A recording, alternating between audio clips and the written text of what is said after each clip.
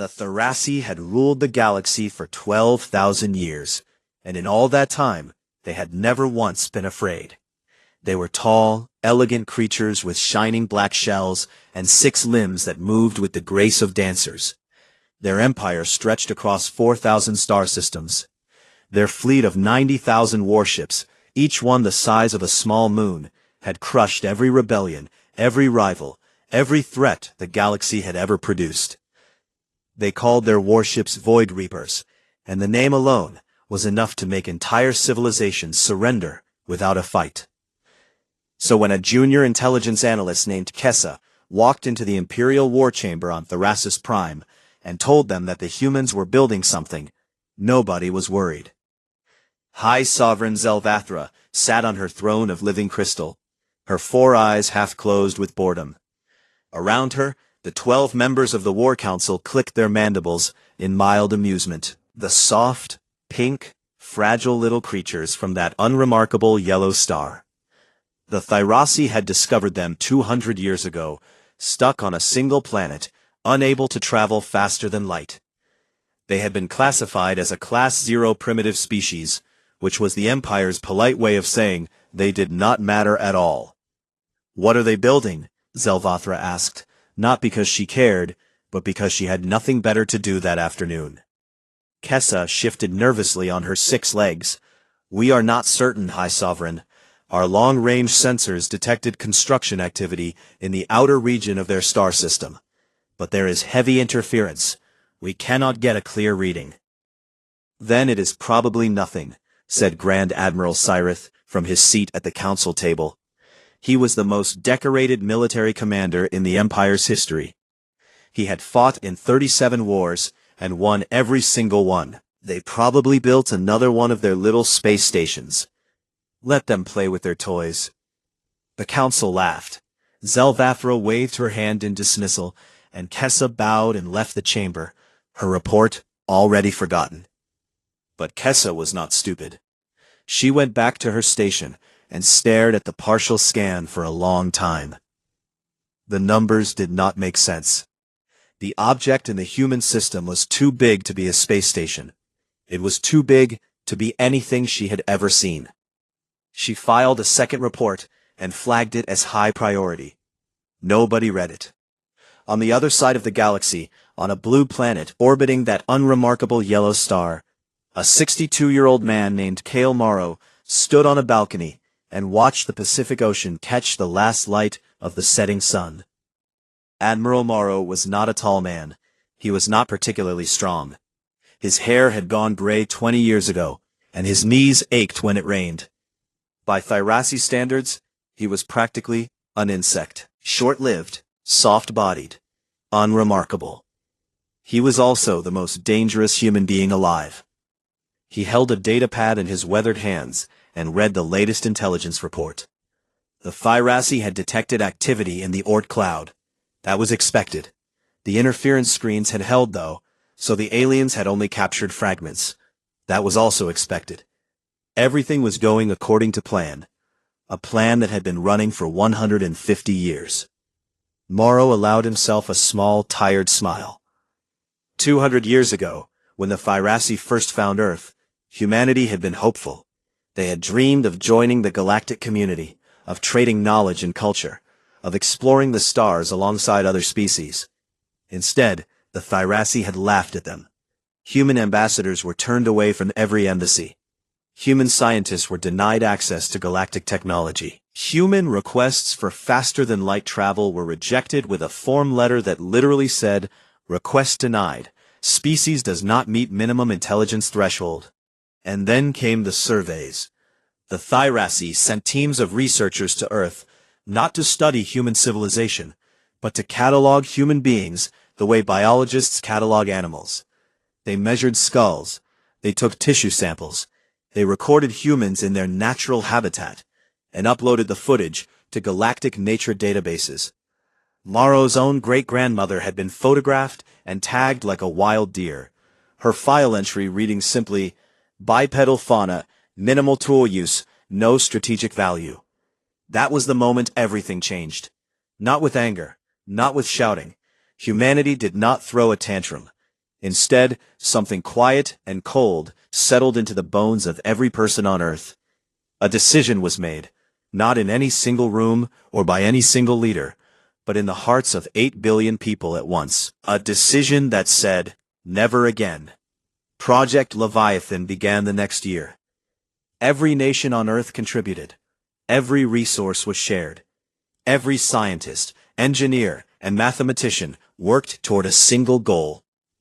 They did not try to copy galactic technology. The Thyrasi and their allies used quantum fold drives and plasma burst weapons. These were powerful, but they were also old. The galaxy had been using the same basic technology for thousands of years because it worked, and nobody saw a reason to change. Humanity did not have that luxury. They could not buy or steal galactic technology, so they had to invent their own. And because they started from nothing, they were not limited by tradition. They asked questions that nobody in the galaxy had asked in millennia. What if energy weapons could be powered by a star? What if a ship could be large enough to manufacture other ships? What if armor could be made from compressed space-time itself? It took 150 years. 3 full generations of humans lived and died working on the project. Grandparents started it. Their grandchildren finished it. And now, it was done. Morrow opened a secure channel on his datapad and connected to the construction site in the Oort cloud, far beyond the orbit of Pluto, hidden in the cold and the dark, where nobody ever looked. "This is Admiral Morrow," he said. "Status report." The voice that came back belonged to Chief Engineer Yara Osei, and it was shaking with emotion. "Admiral, all systems are green. Reactor cores are stable. Hull integrity is at 100%. Weapon arrays are loaded and calibrated." She paused, and when she spoke again, her voice cracked. "Sir, she is ready." Morrow closed his eyes for a moment. 150 years. Billions of hours of work. The single greatest achievement in human history. "Send me the visual," he said. His datapad flickered, and a holographic image appeared above the screen. At first, he could not understand what he was seeing. The scale was wrong. The scaffolding that surrounded the object stretched for thousands of kilometers in every direction. Construction drones moved across its surface like ants on a mountain. Its hull plates were the size of continents. Its engines were the size of moons. Weapon arrays ran along its spine like a ridge of thorns, each one longer than anything the Thyrasi had ever built. The UES Leviathan, 3,200 kilometers long. Not a ship, a weapon shaped like a world. Morrow stared at it for a long time. Then he whispered, "Show them what the fauna can do." Far away, on Therasis Prime, Kessa's console beeped. A spy drone at the edge of the human system had captured one final scan before being destroyed. She looked at the readings. She checked them twice, then 3 times. Then she stood up so fast her chair fell over, and the color drained from her dark shell until it was almost white. She opened an emergency channel to the War Council, and her voice came out as a whisper. "That cannot be right. That cannot possibly be right." Nobody had listened to her before. They were about to wish they had. The emergency session of the Imperial War Council lasted 14 hours, and by the end of it, nobody was laughing about humans anymore. Kessa's scan data was projected above the council table for everyone to see. The readings were incomplete, broken in places, fuzzy in others. But even the fragments told a story that made the room go quiet. There was an object in the human star system that was larger than anything the Thyrasi had ever built. Larger than anything anyone in the galaxy had ever built. And it appeared to be a single ship. "The scan is corrupted," said Counselor Dreth, waving one of his 6 arms as if swatting away a fly. "Our spy drone was destroyed before it could complete the reading. These numbers are meaningless."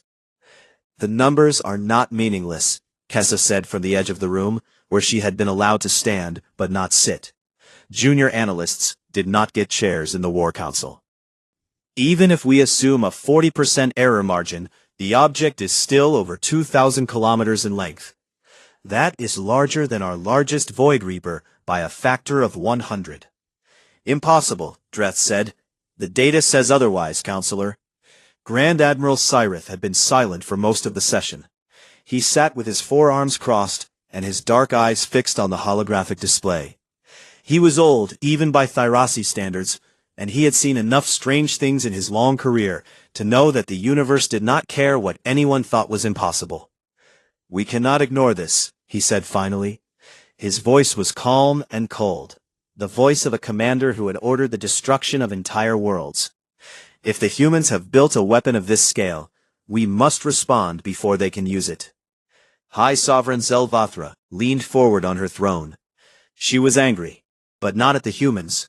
She was angry because this situation was embarrassing. A Class 0 species was not supposed to cause problems. It was like discovering that the insects in your garden had built a cannon. "We will send an inspection fleet," she decided. 300 Void Reapers and a full sensor armada. They will enter the human system, demand answers, and if necessary, remove whatever the humans have built. This is not a war. This is pest control. Cyrith nodded. It was not enough ships for his liking, but it was a start. 10 days later, 300 Void Reapers dropped out of warp at the edge of the Sol system. Each ship was enormous, a dark sphere of metal and weapons, bristling with plasma cannons and shielded by energy barriers that could absorb the impact of a small asteroid. Together they formed a wall of military power that had crushed civilizations far more advanced than humanity. Grand Admiral Cyrith stood on the bridge of his flagship, the Wrath of Thyrasis, and watched the human system on his display. 8 planets, 1 yellow star, 1 small blue world filled with 7 billion soft-bodied creatures who had somehow annoyed the most powerful empire in galactic history. "Begin broadcasting on all frequencies," Cyrith ordered. "Standard subjugation protocol.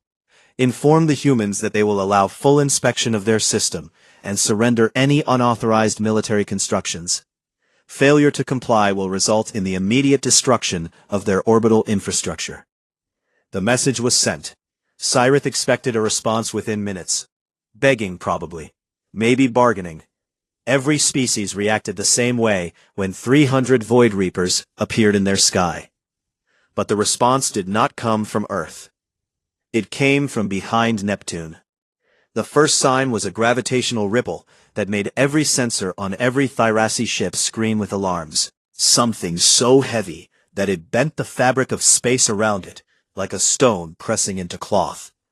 Then came the light, a glow from behind the ice giant that grew brighter and brighter until it rivaled the sun itself. Cyrith's display flickered and distorted as the electromagnetic interference overwhelmed his instruments. "What is that?" he said. Nobody answered. Every officer on the bridge was staring at their screens, with their mandibles hanging open. The Leviathan came around Neptune, like a creature rising from the deep ocean. It moved slowly, because it did not need to move fast. It did not need to rush. It did not need to hide. It simply appeared, and the act of appearing was enough. Cyrith's tactical computer tried to classify the object and failed. It tried again, and failed again. The computer was designed to analyze warships, and what it was looking at was not a warship in any sense the computer understood. At 3,200 kilometers long, it was wider than some of the moons in this system. Its hull was a dark, gunmetal gray, and it absorbed light rather than reflecting it, which made it look less like a ship and more like a hole in space. Weapon arrays lined its surface in rows that stretched beyond the horizon of the ship itself. Each individual weapon was larger than a Thyrasi Void Reaper. The bridge of the Wrath of Thyrasis went completely silent. Cyrith could hear the hum of his own ship's engines, the soft clicking of computers, and the rapid involuntary chattering of his own mandibles, which was the Thyrasi equivalent of a racing heartbeat. His tactical officer spoke first. "Grand Admiral, the object is 3,200 kilometers in length. Mass is, sir, the mass reading cannot be correct. It is generating its own gravitational field. It has weapon systems that do not match any known technology in our databases. The officer paused and swallowed hard. Sir, it is a ship. It is a single ship. That is not a ship, Cirith whispered. That is a monster. Around him, 300 Void Reapers sat motionless in space. Not one captain gave an order. Not one gunner targeted a weapon. 300 warships that had conquered star systems sat like rabbits frozen in the shadow of a hawk. Then a voice came through on all frequencies. It was calm. It was unhurried. It spoke in simple, clear words that were automatically translated into every language in the galaxy. This is Admiral Kale Morrow of the United Earth ship Leviathan. You are in our space. You are not invited. You have 60 seconds to reverse course. There will not be a second warning. Cirith stared at the display. His mind was racing, running through every tactical option he had. He could attack. 300 Void Reapers could unleash enough firepower to crack a planet. But his tactical computer had already run the simulation, and the results were clear. The human ship's shields alone could absorb everything his fleet could throw at it, and its weapons could destroy his entire force in under 4 seconds. 4 seconds. His entire fleet, gone. He needed to retreat. He knew he needed to retreat, but his body would not obey. He was frozen, caught between training and terror, and the seconds were ticking away. 58 seconds passed. 59, 60, 61. The Leviathan fired. A single beam of golden white energy erupted from one of its forward weapon arrays. It was a Helios Lance, a directed energy weapon powered by contained stellar plasma, and it was like nothing the galaxy had ever seen. The beam passed through the narrow gap between Cyreth's flagship and its nearest escort, missing both ships by less than a kilometer. The heat alone melted the outer hull plates on both vessels. Warning alarms screamed across every deck. Crew members were thrown from their stations. The beam continued for 1.2 million kilometers before it faded. In its wake, it left a trail of superheated particles that glowed like a scar across the darkness of space. It was a warning shot. A single shot from a single weapon from a ship that had thousands of them. Cirith found his voice. All ships, he said, and he did not recognize the sound of his own words. Full retreat, now. Get us out of here, now. 300 Void Reapers turned and ran. They engaged their warp drive so fast that several ships suffered engine damage from the emergency acceleration. They did not fly in formation. They did not maintain order. They fled like animals running from a fire, each ship desperate to put as much distance as possible between itself and the thing behind Neptune. On the bridge of the Leviathan, Admiral Morrow watched them go. The main display showed 300 points of light winking out, one by one, as the Thyrassi ships jumped to warp speed and disappeared. His communications officer turned to him. Sir, we are receiving transmissions from across the galaxy. Every sensor network within 500 light-years detected the Helios Lance discharge. Everyone is asking what just happened. Morrow nodded slowly. He looked tired. He looked old. He looked like a man who had carried a very heavy weight for a very long time. Tell them, he said quietly, that humanity would like to introduce itself. Grand Admiral Cirith stood before the Imperial War Council and told the truth, and the truth nearly destroyed the room. The human vessel could have killed my entire fleet in under 4 seconds, he said. His voice was flat and steady, the voice of a soldier delivering a field report, but his mandibles betrayed him with a faint tremor that everyone in the chamber could see. I know this because my tactical officers ran the simulation 11 times. The result never changed. 300 Void Reapers, 4 seconds, total loss. The War Council erupted. Councilors shouted over each other. Some demanded that Cirith be arrested for cowardice. Others demanded an immediate strike on Earth with the full Imperial fleet. High Sovereign Zelvathra slammed her fist on the arm of her throne, and the sound echoed through the chamber like a gunshot, silencing everyone. "How?" she said. The single word dripped with fury. How did a species that we classified as fauna 200 years ago build something that outclasses our entire navy? Cyrith looked at her directly. "Because we never watched them, High Sovereign. We looked at them and decided they were nothing. We did not study their history. We did not notice that this species has been at war with itself for its entire existence. We did not notice that every time they are pushed to the edge of destruction, they do not break. They adapt. They build. They survive." He paused. "We made the oldest mistake in warfare. We judged the enemy by what they were, not by what they could become." The silence that followed was heavier than anything Cyrith had ever felt on a battlefield. Zelvathra ordered a total information blackout. No one outside the War Council was to know the details of what had happened in the Sol system. The official story would be that the inspection fleet had encountered a minor anomaly and returned for further analysis. Nothing to worry about. The Empire was strong. The Empire was safe. The blackout lasted approximately 6 hours. Leaked sensor data from the Sol encounter hit the galactic communication networks like a bomb. Within a day, every civilization in the galaxy had seen the footage.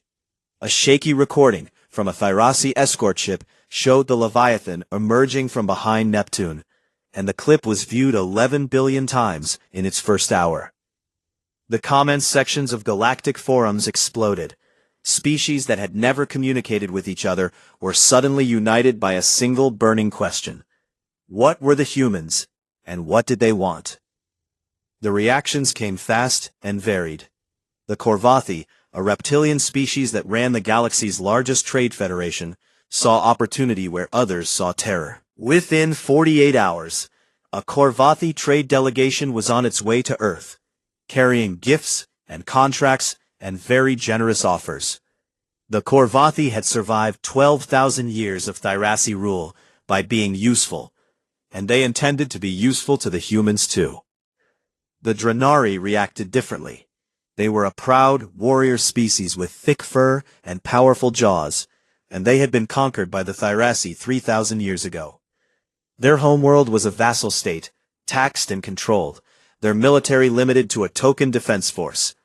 When the footage of the Leviathan reached Dranari Prime, the streets filled with people. They cheered, they wept, they chanted a word that had been forbidden for centuries: freedom. If the Empire could be humiliated by a single human ship, then the Empire could be beaten. And if the Empire could be beaten, then the chains could be broken. The most surprising reaction came from the Ilwe. They were one of the oldest species in the galaxy. Ancient crystalline beings who floated in the upper atmospheres of gas giants and communicated through pulses of light. They had not spoken to any other species in over 1,000 years. They had not needed to. But 3 days after the Sol encounter, a single Ilwe message was received on Earth. It was short, and it was translated with difficulty because the Ilwe language had no direct equivalent in any human tongue. The closest translation was, "We wondered when you would stop hiding." On Earth, there was no celebration. Admiral Morrow addressed the United Earth Defense Council in a closed session, and his words were grim. He stood at the head of a long table, surrounded by generals and political leaders from every nation, and he did not smile. "The Leviathan worked," he said. "It did exactly what it was designed to do. It scared them. But I need every person in this room to understand something. We did not win today. We won a single encounter against a scouting force. The Thyrasi Empire has 90,000 Void Reapers. We have one ship." He let that number settle over the room like a cold fog. The Thyrasi are not fools. They are arrogant, yes. They underestimated us, yes. But they have ruled this galaxy for 12,000 years, and they did not do that by being stupid. Right now, their war council is in a panic. And panicked empires do not retreat. They attack. They attack with everything they have, because their entire civilization is built on the idea that they are the strongest thing in the universe. We just told them they are not. They cannot accept that. If they accept that, their empire falls apart. So they will come for us with everything. A general at the far end of the table spoke up. How long do we have? Morrow pulled up a holographic display showing galactic fleet movements. Red dots were already converging from across the empire. Thousands of Void Reapers being recalled from patrol routes and garrison posts. Based on fleet movement patterns, we have approximately 3 weeks before they can assemble a full strike force. Maybe 4, if their logistics slow them down. He looked around the room. That is not a lot of time, but it is enough. He touched the display, and the image changed to show the interior of the Leviathan. The council members leaned forward. Most of them had never seen what was inside the ship, even though their governments had helped build it. The interior of the Leviathan was not what anyone expected. It was not filled with crew quarters and control rooms. Most of it was empty space, vast hollow chambers the size of countries, filled with robotic arms, assembly lines, and fabrication systems. The Leviathan was not just a warship, it was a factory, a machine that built machines. Project Leviathan was never about building one ship, Morrow explained. It was about building the ship that builds the fleet. The Leviathan's internal construction bays can produce a fully operational Titan-class destroyer, 800 kilometers long, in approximately 5 days. It can produce fighter craft by the thousands. It can manufacture its own ammunition, repair its own hull, and refuel itself by scooping hydrogen from gas giants. He paused to let the council absorb this. As of this morning, the first 4 Titan-class destroyers are already under construction. By the time the Thyrassi arrive, we will have 12 destroyers and 4 full carrier groups. It is not enough to match their numbers. Nothing we build in 3 weeks will match 90,000 warships. But our technology is generations ahead of theirs. Each one of our destroyers can take on hundreds of their ships. He trailed off. He did not need to finish the sentence. Everyone in the room had seen what a single Helios lance could do. Deep inside the Leviathan, in a construction bay that stretched for hundreds of kilometers, a technician named Priya Sharma monitored the assembly of the first Titan-class destroyer. The skeleton of the ship was already taking shape, massive ribs of reinforced hull material being welded into place by swarms of construction drones. It was growing before her eyes, like watching a building rise in fast forward. Her console beeped with an updated timeline. She looked at the numbers, checked them twice, and opened a communication channel to Admiral Morrow. Sir, the first batch is ahead of schedule. We will have 12 Titan-class destroyers ready within the week. There was a pause. Then Morrow's voice came back, calm as always. Make it 8 destroyers and 4 carrier groups. We are going to need fighters too. Priya nodded and adjusted the production schedule. Around her, the Leviathan hummed with purpose. Thousands of construction bays, all running at full capacity. All building the tools of war that humanity prayed it would not need, but knew it would.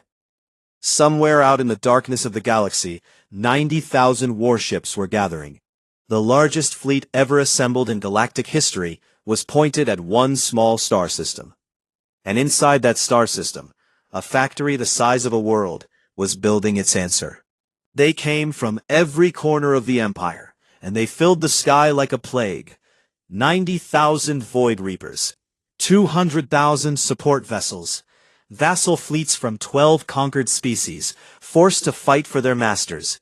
In total, more than 400,000 warships dropped out of warp at the edge of the Sol system, and for a brief, terrible moment, they blocked out the stars.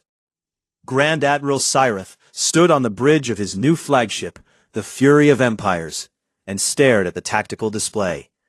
This was the largest military force ever assembled in galactic history.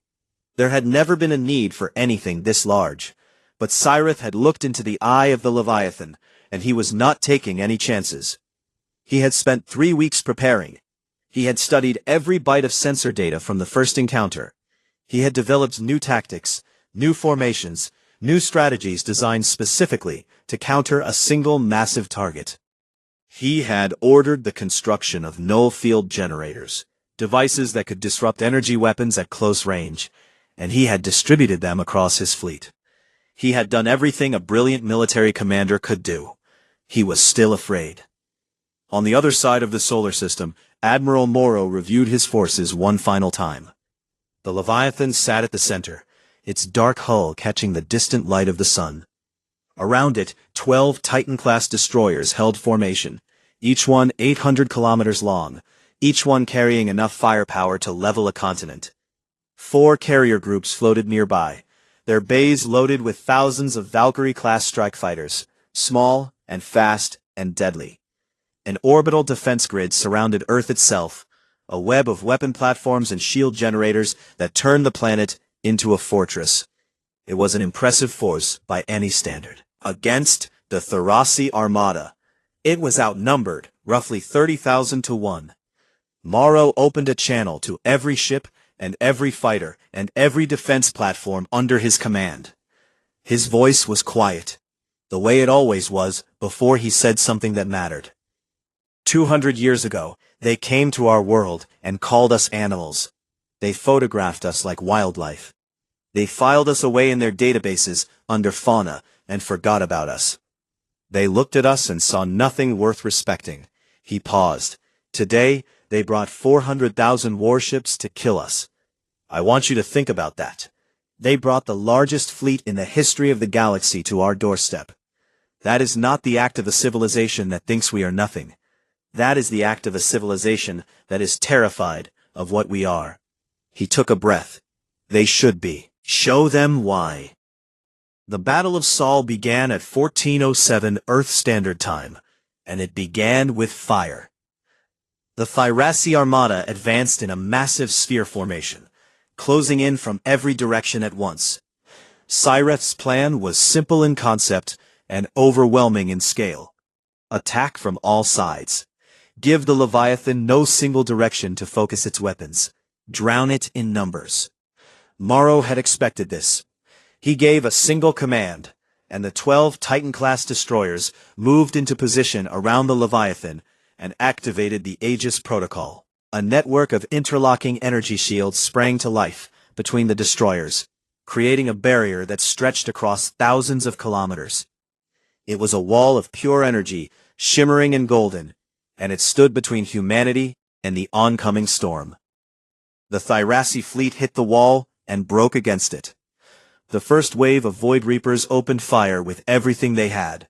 Plasma bursts, kinetic rounds, torpedo swarms, all of it slammed into the Aegis barrier and was absorbed. The shield flickered and rippled like the surface of water, but it held. Then the Leviathan and its destroyers fired back through the barrier.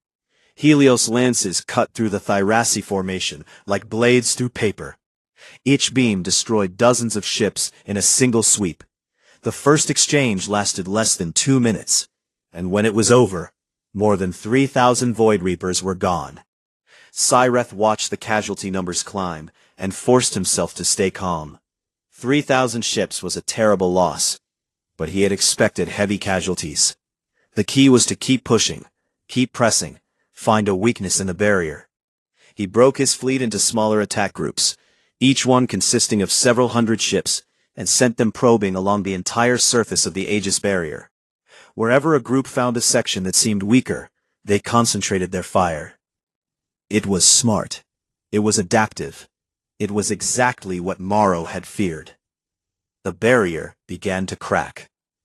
2 Titan-class destroyers, the UES Ironclad and the UES Defiance, found themselves bearing the weight of a focused assault from over 5,000 Void Reapers. The null-field generators that Cyreth had deployed disrupted their energy shields at close range, and thousands of Tharasi ships pressed into the gaps. The Ironclad's shields failed first. Plasma fire tore across its hull, ripping open decks and killing hundreds of crew members in seconds. The ship fought on for 11 more minutes, its remaining weapons firing continuously even as it was torn apart, before its reactor went critical and it exploded in a flash that was visible from Earth. The Defiance lasted 3 minutes longer. Its captain, a woman named Elena Vasquez ordered all non-essential crew to evacuate, and then turned her dying ship directly into the largest concentration of enemy vessels. The Defiance rammed through 47 Void Reapers before it broke apart, and its detonation took another 200 with it. In the fighter corridors between the capital ships, the battle was even more brutal. Valkyrie fighters dueled with Thyrassi interceptors in the asteroid belts, twisting and spinning between rocks the size of mountains. Humanity's fighters were faster and better armed, but the Thyrassi had an almost infinite supply. For every interceptor that was destroyed, 10 more took its place. Entire fighter squadrons were wiped out in minutes. Pilots died alone in the cold dark, their last transmissions lost in the static of battle. Morrow felt every death. He stood on the bridge of the Leviathan and watched the tactical display with a face made of stone, but his hands gripped the railing so hard his knuckles were white. This was the cost. This was always going to be the cost. He had known it for years, had planned for it, had accepted it. But accepting it in theory and watching it happen were two very different things. 2 hours into the battle, the Thyrassi had lost over 15,000 ships. Humanity had lost 2 Titan-class destroyers, over 800 fighters, and more than 30,000 lives. The Aegis barrier was weakening. The remaining 10 destroyers were straining to maintain it. If the barrier fell, the Thyrassi would swarm the Leviathan directly, and even the Leviathan could not survive 400,000 ships at close range. It was time. All ships, execute withdrawal pattern Omega, Morrow ordered calmly. Clear the central corridor. Repeat, clear the central corridor immediately. The human fleet obeyed instantly. Destroyers and fighters pulled back in a coordinated movement, opening a wide channel directly through the center of the formation. To the Thyrassi, it looked like a gap in the defense, a weakness to exploit. Thousands of ships surged forward into the opening. They were wrong. Deep within the Leviathan, systems that had never been activated before came online.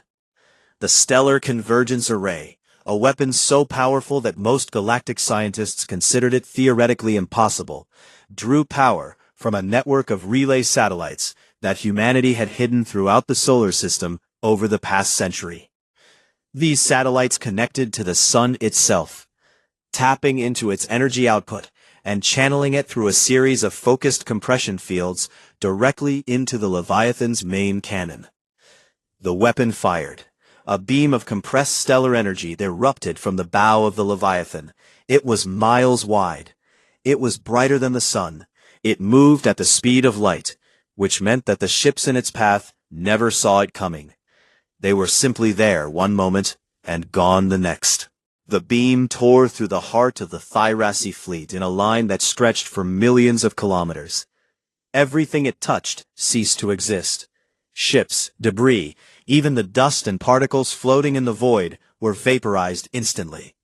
When the beam faded 3 seconds later, more than 20,000 Thyrassi warships had been erased from existence. A visible scar of glowing particles hung in space where they had been, a wound in the darkness that would be visible for centuries. On the bridge of the Fury of Empires, Grand Admiral Cyreth watched the tactical display update. An entire section of his fleet simply vanished from the screen. 20,000 ships, gone in 3 seconds. He had seen planets die. He had ordered the destruction of civilizations, but he had never seen anything like this. He felt something he had no word for.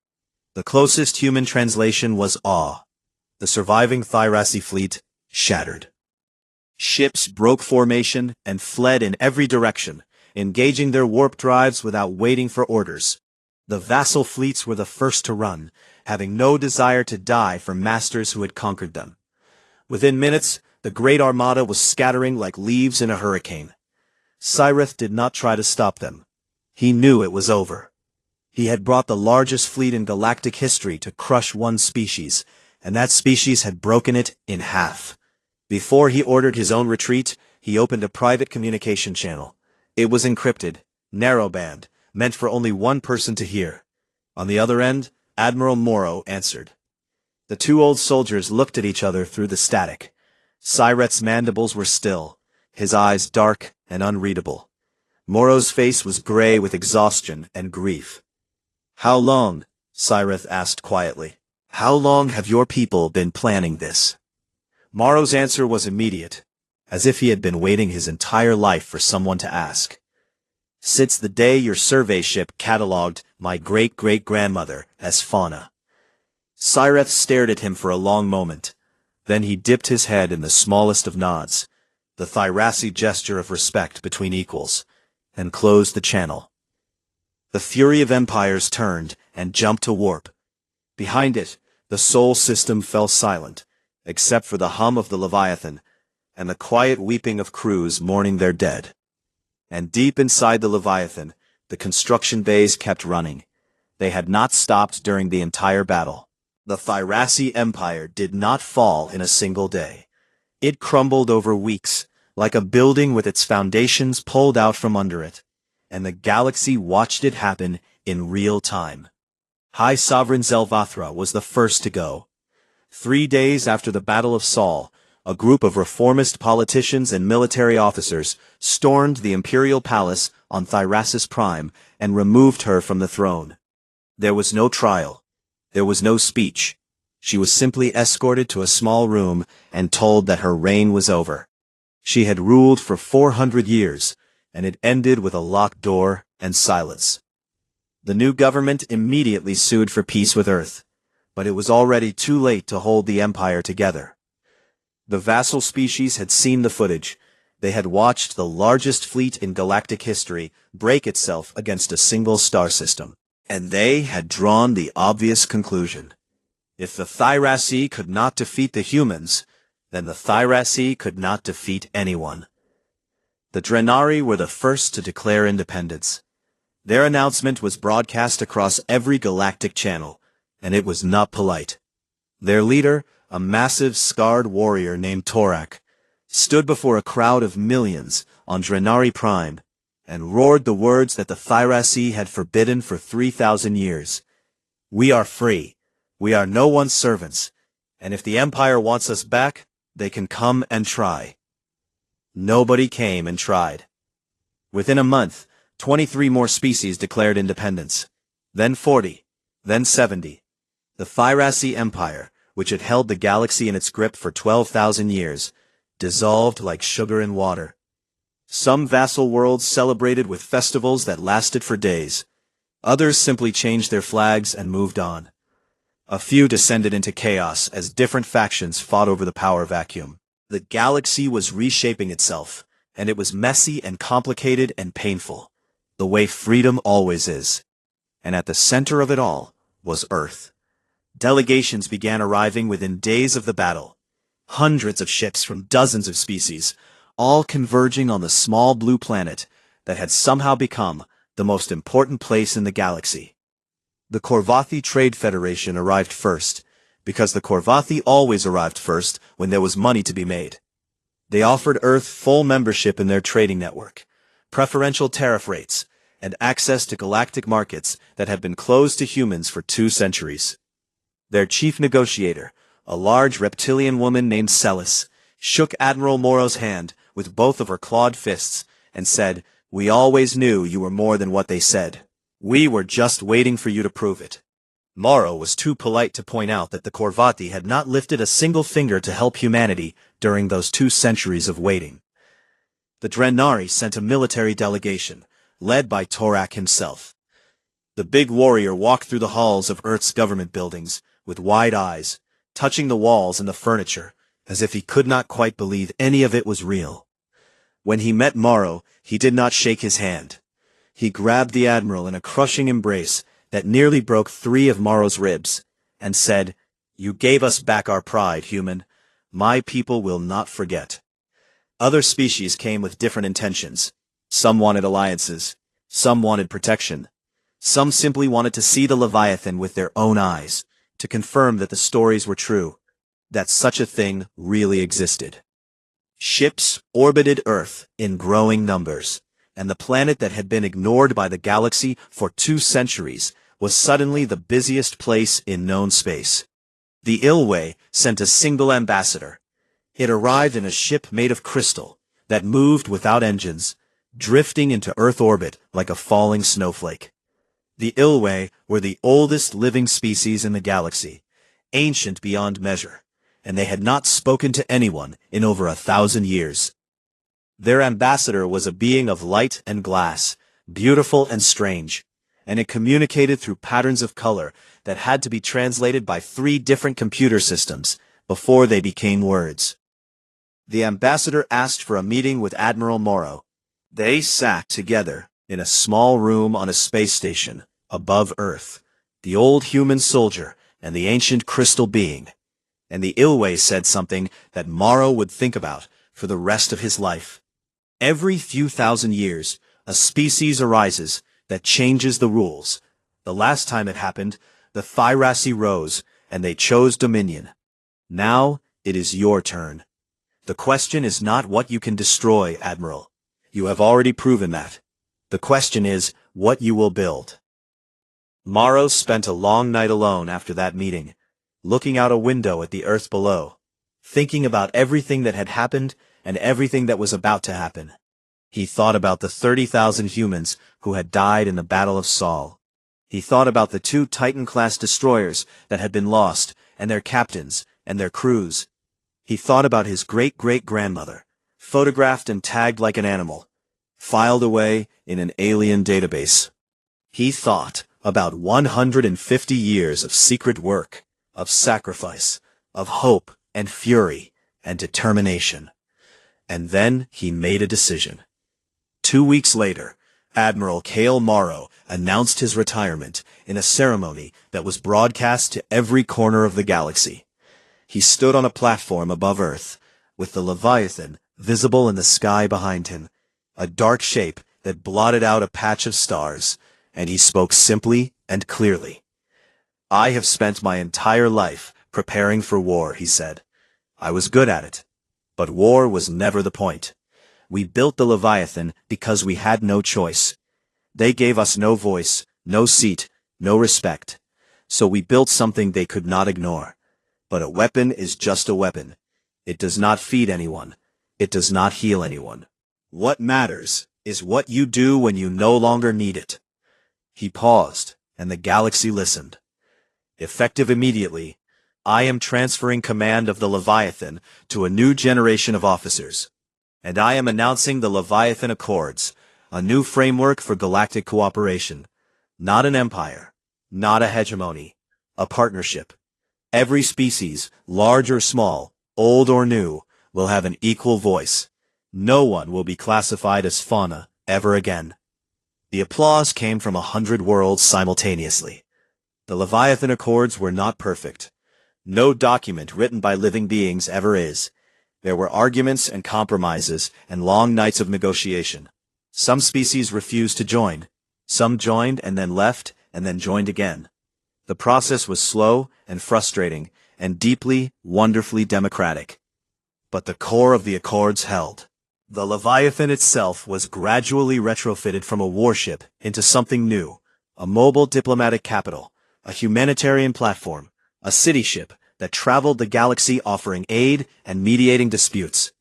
Its construction bays, which had once built destroyers and fighters, now produced medical supplies, water purification systems, and modular housing for refugee populations.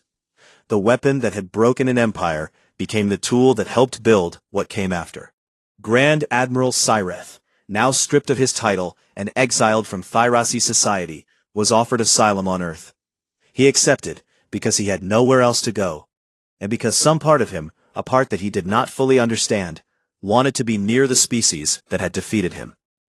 He spent his remaining years living in a small apartment in a coastal city, writing a memoir that took him 4 years to complete. He called it The Monster of Sol, How I Went to War Against Humanity and Lost Everything, including my ignorance. It became the most widely read book in galactic history, translated into over 600 languages. In the final chapter, Cyreth wrote, I have been asked many times what I felt when I first saw the Leviathan. Fear, yes, Shock, certainly. But the emotion I remember most clearly is something smaller and quieter. It was shame. Shame that my people had looked at these remarkable beings and seen nothing. Shame that it took a weapon the size of a world to make us open our eyes. Years passed. The galaxy settled into its new shape, imperfect and chaotic, and alive in a way it had not been for millennia. Old grudges faded slowly. New friendships formed faster. Humanity spread across the stars, not as conquerors, but as neighbors. Curious and loud and messy, and full of a strange, stubborn optimism that baffled and charmed every species they encountered. On a warm evening on a world that had once been a Thyrasi vassal colony, a young Thyrasi girl stood in a field with her parent and watched the sky. The Leviathan was arriving in orbit, its massive silhouette sliding across the sunset like a second horizon. It was carrying food and medicine and teachers, because a drought had hit the southern continent, and the Accords Council had voted to send aid. The girl tugged on her parent's arm and pointed upward. "Is that the human ship?" she asked. "The one from the stories?" Her parent looked up at the shape in the sky. It was hard to believe, even now, even after all these years, that something so impossibly large could exist, that it had been built by a species that had once been called vermin. "That is the one." The girl stared at it for a long time, her 4 young eyes wide and bright with wonder. Not fear, not horror, wonder. "It is beautiful," she said, and high above, inside the ship that had changed everything, the lights were on, and the hallways were busy, and the construction bays hummed with a new kind of purpose. The monster of soul had become something else entirely. It had become a promise that no species, no matter how small, or how strange, or how soft-bodied, would ever be looked at and seen as nothing again.